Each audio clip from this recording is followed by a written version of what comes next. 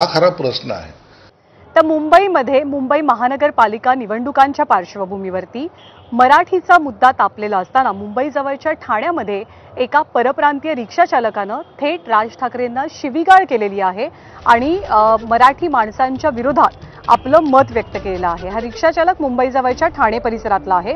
ठाण्यातील गांधीनगरच्या पोखरण रोड परिसरात या व्हिडिओमध्ये ठाण्याचे मनसे जिल्हाध्यक्ष अविनाश जाधव यांनाही धमकी देण्यात आल्याचं पाहायला मिळतंय। गाडी लावल्यावरनं हा सगळा वाद झाला आणि या वादानंतर एका रिक्षा चालकानं ही मुंबई नाही तर ठाण्यातला गांधीनगरचा भाग आहे, इथे केवळ उत्तर भारतीयांचंच चालेल अशी धमकी दिल्याचं दिसतंय। हा सगळा वाद तापला, त्यानंतर पोलिसांनी या उत्तर भारतीय रिक्षा चालकाला ताब्यात घेतलं। मग या परप्रांतीय रिक्षा चालकानं माफी मागितली आणि झालेल्या वादावरती पडदा टाकण्याचा प्रयत्न केला।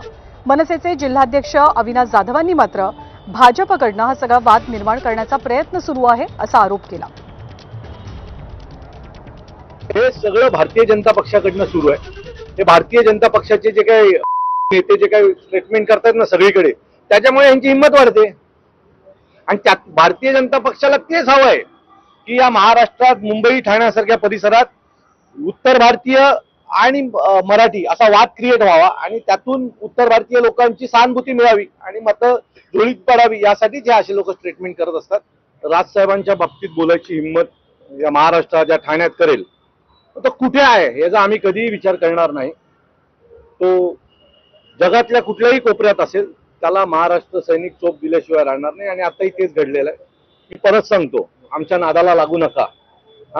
ते भैये बिये तुम्ही तुमच्या घरी राहा, आमच्या नादाला लागलात तर तुमचा कार्यक्रम फिक्स आहे। तर मुंबई महानगरपालिका निवडणुकांच्या पार्श्वभूमीवर